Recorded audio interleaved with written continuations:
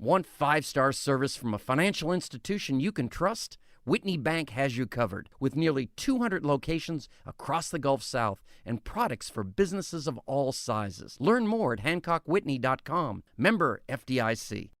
Major support for Out to Lunch is provided by the law firm of Jones Walker, established in 1937 with over 375 attorneys in offices throughout the U.S., providing a comprehensive range of services to a local, national, and international client base. JonesWalker.com. Additional support comes from Wyndham Garden Lafayette by Short & Associates, legal recruiters in Louisiana and Texas. From Cafe Vermilionville in Lafayette, we're out to lunch with creative business consultant Aileen Bennett. It's business, Acadiana style. Hi, I'm Aileen Bennett. Welcome to Out to Lunch. We often hear people lamenting, mostly politicians, that manufacturing in America has hit an all-time low. The catch cry you hear frequently repeated is, we don't make anything here anymore. Here in Acadiana, we know that's not true. We make pretty much everything. Today, I want to introduce you to a couple of people who make things. Alison Boll DeHart and Peter DeHart at their company makemade. The wide range of stuff they make includes websites, photographs, movies, children's toys. The company is 5 years old, but Alison and Peter have been working together every day for 10 years, and they're still married. Peter and Alison, congratulations and welcome to Out to Lunch. Thank you. Yeah, thank you. Normally, you expect a company to be a film production company or a toy manufacturing company or a website development company or a graphic design company. Does makemade make all of these various products because Lafayette is a small enough market and there's not enough business to allow you to specialize in any one of these? Or do you both just have a lot of skills and like to use them all? I think it's more of the second. I know ever since I was a young kid, I'm just interested in kind of all creativity. And I've never really seen creativity as something like you put in a box and I'm only this type of designer. I think there's like certain rules as designers and artists, composition, color, all those things that can translate over many different formats. And I think that in meeting Allison 10 years ago, I feel like I found somebody else who like aligned, our vision aligned that way.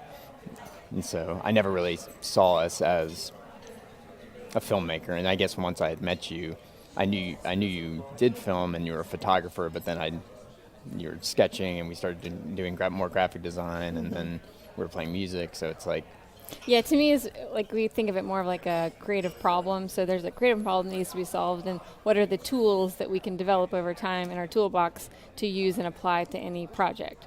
So, like if you are someone needs to be more visible in the community and they feel like websites is the best solution to it, then okay, we'll learn how to do a website. But also maybe you need photos on that website, and you also maybe need to do like a large scale graphic design installation, and that's a good problem solver. So just like what are the tools you develop over time that help you and other people get the word out about their mission, I guess. And I think we've said time and time again that we realized that with Allison studying film in college and I studied industrial design in college, both of them are actually kind of similar in a lot of ways. And then there's especially documentary filmmaking, because there's a lot of research, and then there's a lot that goes into production. And I think industrial design is heavily weighed on research and figuring out who you're designing for and why you're designing a certain way. And then, of course, moving into the design phase and producing it and trying to get it out there. And then I think documentaries are the same way. So I feel like we kind of learned two creative trades that overlap a lot. A lot of people would see them as very different, but I don't see them as that different. And a lot of people are are true artists in the sense that they're really not interested in the business side of anything. And when I think of a true artist, I think of that. And I don't want to say we're not true artists, but we're very interested in the business side of things, as far as like how can you be efficient in your workday, and how can you help get a client what they need on time with a deadline. And like we like to please people as well as make things. So the two together for us, I think, is more exciting like still dealing with clients and then making work for ourselves. I think if we just made work for clients and not for ourselves, it would be less thrilling. But because we do both, there's still a connection to the community and a connection to the making of things. How do your creative processes, how are they the same and how are they different? It seems like every project is just different. It could be, obviously, being creative or being an artist or designer, you get inspired by something and that might change your process a little bit on a particular project. I feel we don't really have a set, machine that like you come to us and like we're gonna run you through this machine, or and not just necessarily the client, but even just us. Like I don't feel like I go to like some special place to do all of my brainstorming, So I think it kind of happens differently every time, and that's probably just looking for different ways to try to figure out something different, So Yeah. I'm trying to think. I would say we do a lot of like organizing to have moments of freedom. Like we do a lot of pre-planning, a lot of like setting things in order, putting structure on ourselves to be able to like sit and think and be creative without the like crushing fear of failure. Yes. So most people would shy away from working with their spouse. What's the secret? We never really think about it, Yeah. Like it's just, I don't know. We have a lot of people that say like, oh God, I can never do that. And it's just, I feel like because we're so work obsessed, we would never see each other if we didn't work together. And a lot of like conversations about work, or like as we're falling asleep at night, it's like, oh, have you thought about this idea? Or, and so it's not really during certain hours. It's more just like a, always progressing and thinking. Right. All the time. I would agree. And I think, you would know this firsthand as well. It's like, I think when you are a person in this field, you can't shut it off. You can try to shut it off, but I don't think you can shut it off. And I think that there's a lot of jobs out there, and there's a lot of people who are, they're just itching to get to that 5 o'clock, and they can clock out, and they don't have to take anything home with them, and they don't really care, and that's of course fine. They might care about their job when they're at it, but ideas come at 11 o'clock at night when you're binge watching shows on TV. They come early in the morning. They come at lunches. It's like they come during quote unquote office hours. They come while you're on vacation. I feel like most of the bigger ideas we've had or worked on haven't come during office hours, Yeah. So you're always working on a vast range of projects, and I follow you on social media, and we have little hints of what you're doing. What's the most exciting thing you're working on at the moment? I would say the most exciting thing that we're working on is a documentary about the artist Robert Wiggs, who was, when we came to him, he was a sculptor of the age of 92. And we had seen his retrospective at the Acadiana Center for the Arts, and were really drawn to his work and didn't quite understand the world of it, but we were intrigued. And we met in a casual conversation at the Southern Screen Film Festival. We met Lisa Osborne, who's also a sculptor. And you have a lot of times people come up to you and say, oh, you should do a documentary on this.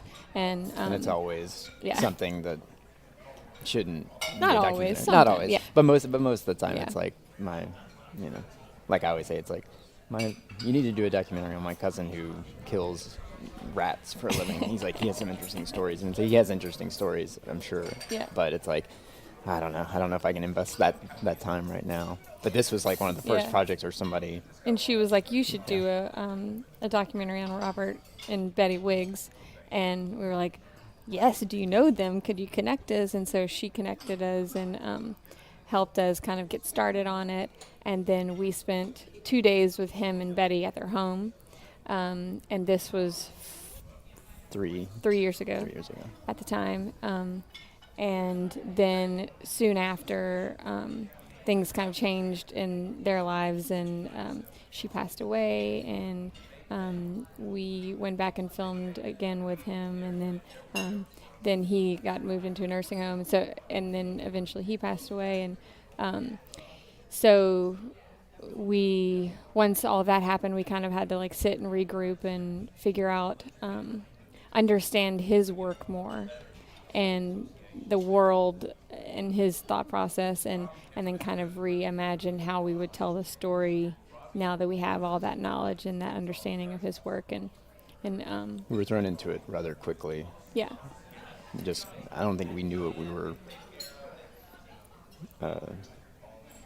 doing, but we didn't know what we'd get out of it when we first started. Because I think when we went there just to spend 2 days, maybe in our heads we were thinking we might just make a 10-minute video about a day with this interesting aging sculptor who continues to work day in and day out.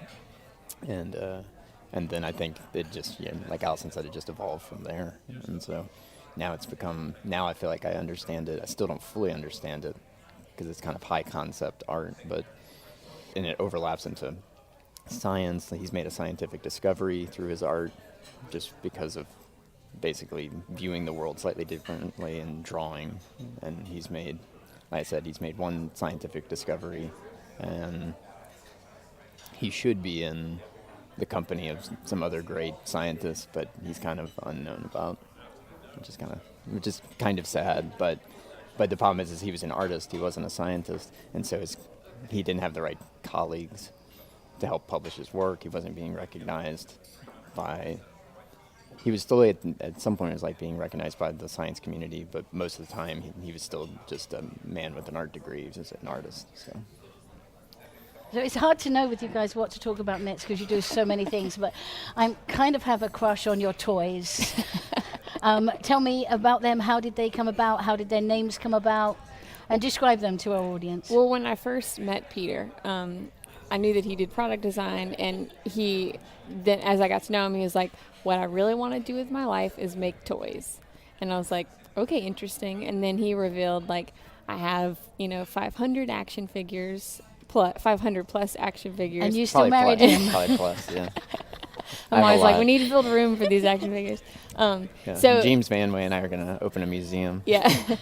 and he has a, like, interesting way of looking at the world in the sense that it's like the other day we were at a restaurant and he had picked up the cup and was looking at the bottom of it to see what type of plastic it was made from, just to like see what it was made of. And the waitress came up and was like, is there something wrong with your water? And he's like, no, I'm just looking at my glass and seeing, the manufacturing type of plastic it is.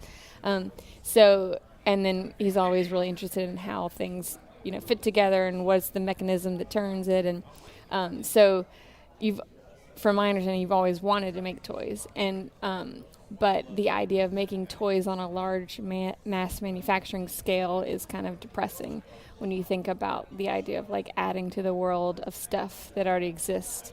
So we are starting small with, small batches and small toys for the idea of getting a little more complicated with the mechanisms and treating them a little bit more like fine art. There's only like certain batches that are made. You think of it like making prints. So hopefully that they're more special and they're not completely mass produced to where, like Allison said, they just end up in everywhere and then end up nowhere. You know? Add to the throwaway culture of all of it. But so we have 2 toys, Simon the elephant and Birchman the bear. And I'm going to ask where their names came from. So Simon, when Allison was working for the university, she was working for Cinematic Arts at the time. Right. Oh yeah, that's true. And Charles Richard, who was my boss. Yeah, your boss. He had a little boy named Simon who was just this, curious little boy, amazing, hyper intelligent. Yeah. Just inspiring, like with the way he looked at the world. Mm-hmm. So he probably inspired us. It was in honor, I guess, of him. Yeah, and he's 13 now. Yeah, he's 13 now. So, and then Birchman, it's my middle name. Yeah. So it was my grandfather's name. So. You're listening to Out to Lunch. I'm Aileen Bennett, sitting in for Peter Raschuti. I'm talking with Alison Bold-DeHart and Peter DeHart from a creative manufacturing company called makemade. Peter, what toys are next? There's a gator that we're hoping to get out this year, and the gator's name is Chloe. I'm trying to think where that name came from. I think we ended up just liking. Yeah, we did a lot of brainstorming on it, and we knew we wanted to add a female to the mix, and maybe we'll meet a Chloe one day. Maybe. And then we'll play that. It just seemed like such a great French name for an alligator. Yeah. A more distinguished alligator. And how do you test your toys? Do you have a group of kids that come and play with them? Do you? We do safety testing. So you send it off to a factory to get certified. So they do they do physical testing, and they test all your inks and all your finishes and to make packaging sure and it's stuff all like that. Safe, because technically, even if you're a small batch, you should be going through that process because you're still responsible if something happens. Yeah, in 2000, I think it was 2008, the Safety Commission, they started making it really hard for small manufacturers to just make toys and make any product for any child under the age of 12. I mean, anything like if you have a T-shirt company and you print on kids' shirts, and those shirts are intended for 12 and under, like you should be testing all of your inks every year. And most people who are just printing T-shirts, you're not even thinking about it. And I guess they're not. I guess it's like an audit. You could get questioned by the government. You could get shut down. But since then, since 2008, there's been all these groups that have kind of come together, and now I guess the CPSC has a commissioner that only deals with small batch manufacturers, and they're there to help kind of hold your hand and help you get through this. And then certain things they allow you, because the testing is not cheap, and it's easy for these big manufacturers to do it because they're going to make millions and millions and millions of one product to stock shelves. But when you're just a craftsman in your workshop making one-of-a-kind toys, it definitely becomes a lot harder. So, but since we've learned, I guess, all of that information and tried to navigate that, and that's sort of this whole other world that I think most people would probably give up after they go to the government website. And because you have to have all these documents of all the regulations it's pretty involved. But it has to be done, and I'm glad it's there because with the rise of Etsy and people just making those things, you could be getting stuff that's absolutely terrible for your children or even for just anybody. So it's good that it's in place, but it does make it a lot harder. And it kind of, for a smaller company, for us, it slows the process down because you got to send it off for testing, wait for the testing results, of course, make changes, get your documents in order. So as well as art design, filmmaking, toy making, and all the other things you do, you also are both in a remarkable number of bands. Can you name the bands you're currently in? So I need a piece of paper. No, it's really not that much. No, it's not. No. So he's been in brass bed for 11 years, 10 years. This is the 11th year. Yeah. And it's kind of how we met. Like, I used to go to their shows, and then maybe 4 years later we started Carbon Poppies. And I had always been writing songs and not showing anyone. And eventually those songs I've turned into releasing through a band that I lead basically called Kind Cousin, and he worked with me on that record. So Carbon Poppies, Johnny Campos is also in the band, so there's 3 of us, and then Brass Bed is Johnny Campos and Christian Mader. Right. And then Kind Cousin is a rotating cast of collaborators, that's what I like to say. Mm-hmm. So it's a question I know you're asked a lot. Lafayette, do you plan to stay or leave? I grew up here, so I think it's a really special place. My first friend that I made when I got here was Johnny Campos, and so and then when you were 7. Yeah, we were 7. Yeah, so then those same friends that I made when I was 7, I still have now. This place, it just has it has the best people for sure, and I think that's the hardest reason not to leave. I think Lafayette has so much potential of what could happen. I know you know this as well. I mean, it's just so much stuff that could happen, and it fights itself a lot of times, but in the end, there's so much room for change and growth here. It's like, we always feel like if we go to another city who's already kind of in the middle of that or in the tail end of that, you're not really going to be contributing as much to hopefully shaping a city. So, and I think that sounds more intriguing. Yeah, we like a good project. And it feels like there's room for growth and improvement. And I think if you, we have a connection to the community, and we feel like, if maybe we're more beneficial here in a way, then we wouldn't be the same in Portland. And I would say also, I've been saying this for years, but because we have like fiber internet in the home, which is like, it's majorly helpful. It is, right? Like our office is at the house, and to have that at our house that fast, and then those capabilities, it's like, where do we really need to be?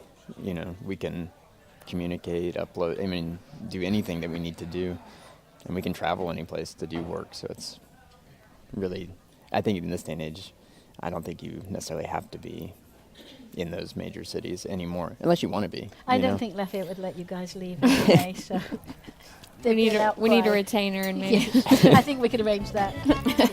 Alison and Peter, this is part of the show we call Your Brother-in-Law. You're wrapping up a long day of work, and you're finally going to get a few minutes to yourself when your phone rings. It's your brother-in-law. Usually he only calls when he's got a computer problem, but this time the conversation's a little different. Peter and Alison, your brother-in-law has a great idea that's going to make you all a fortune. You're already making kids' toys and films, and he's got a killer concept for a film where the main character is a kid's toy. It's kind of like Toy Story, but it's got a Cajun theme. The franchise is called Pierrot Pete. The first movie is Pierrot Pete in Paris. It's about a kid called Pete and his buddy Beau Dan, who's a sausage. Pete and Beau Dan fall asleep on the bayou in Pete's pirogue and wake up in Paris. Your brother-in-law is prepared to quit his job in sales at the Wyndham Garden Hotel to make this happen, if you guys will bankroll him for a couple of months. What do you say? Do you want to get into the kids' film business? I say, are you ready to commit 4 years of your life to this? That's exactly what I would say too. That's usually what we say to people when they call and give the concept. Yeah, anything most of the time related to a film. When somebody says, I want to make a film, like something feature length, that's the first thing. It's like, are you ready for 4 years? Because that's what it's going to be. And we even said when we started working on this Robert Wiggs documentary, it's like, I don't know why I thought that wouldn't apply. Like somehow for people we do films and video work for, it's the 4-year thing, but no, we can do it in less time. And we filmed 3 years ago, we're wrapping up hopefully this year, and here we are, 4 years. I feel like our answer was too serious though. Okay. She just gave us a joke and we went really straight with it. But I think, well, and I guess like you as creative problem solvers, the first thing you hear is like, okay, I start thinking like, well, what's the best format for this idea that you have? Like, it sounds like it would have to be an animation because you're making sausage move. Like, is it stop motion? Is it, hand-drawn animation? Like, you might start needing to like go on YouTube and learn about all this kind of stuff. And we can quickly talk people out of ideas. Yeah. or let them know how long something like that might take, like a normal timeline of that. And then also you talk about like funding and so you're going to quit your job. How much do you need to stay afloat? And why do you think this idea will be the idea that sets you apart from everybody else? I feel like I'm still answering very seriously. I feel like I'd have to be serious if he's about to quit his job. Yeah. I feel like it's a common thing that my brothers would call and say. Mm-hmm. Yeah, I don't think this is... Especially completely. a YouTube series. They're always like, you guys should make your life into a YouTube series. Like, Yes. So with all that time. What's the dream for the future? Our goal is not like a lot of people, I guess, in business think like, oh, well, one day I'm going to have a big place and I'm going to have 10 people under me and I'm going to wake up and tell them what to do every day. And for a managerial position, and for us, I don't know what's wrong with us, but it just doesn't sound exciting. So we're just trying to figure out how to stay two people and be efficient and be able to take on a good amount of work and cover our bills and cover our future retirement and all that kind of stuff and still be able to make art. Yeah, be balanced and be healthy. To me, that's all you can really hope to be. Alison and Peter, you are great examples of Louisiana ingenuity and creativity. It's been really good to spend time with you. Thank you both for taking the time to join me today on Out to Lunch. Thank you. Thank you. My guests on Out to Lunch today have been Alison Voll-DeHart and Peter DeHart, co-owners of MakeMade. You can find out more about Alison and Peter's various creations by following the links on our websites, krvs.org and itsacadiana.com. The producer of our show is Grant Morris. Our researcher is Anne Christian. If you want to know what we all look like, you can find photos from this show on our website and Facebook page. You can get this show as a podcast, you can listen to past shows, and you can keep up with us on all kinds of social media by going to our websites, itsacadiana.com and krvs.org. Out to Lunch is a production of INO Broadcasting for itsacadiana.com and KRVS 88.7 FM. I'm Aileen Bennett, and thanks for joining me. We'll be back here at Cafe Vermilionville next week. I hope you'll join us then for more business Acadiana style on Out to Lunch. Out to Lunch Acadiana is recorded live over lunch at Cafe Vermilionville in Lafayette. Cafe Vermilionville is open Monday to Friday for lunch and 6 nights a week for dinner, with a courtyard that sets the scene for fine Louisiana cuisine. The Out to Lunch Acadiana theme music, Encore Monsieur, Nice Guy, is written by Mitch Foreman and performed by Mitch Foreman and Andre Michaud. Out to Lunch Acadiana business consultants are Pete Prados from Innovate Acadiana, Zach Barker from The Opportunity Machine, and Dr. Blake Escaday. Support for Out to Lunch Acadiana comes from Wyndham Garden Lafayette, located off Pinhook near Carly's Saloon. Wyndham Garden Lafayette is a pet and family-friendly hotel with reception space for large and intimate events, free parking, free Wi-Fi, and a free shuttle within 3 miles that includes the airport and downtown restaurants. Want 5-star service from a financial institution you can trust? Whitney Bank has you covered with nearly 200 locations across the Gulf South and products for businesses of all sizes. Learn more at HancockWhitney.com. Member FDIC.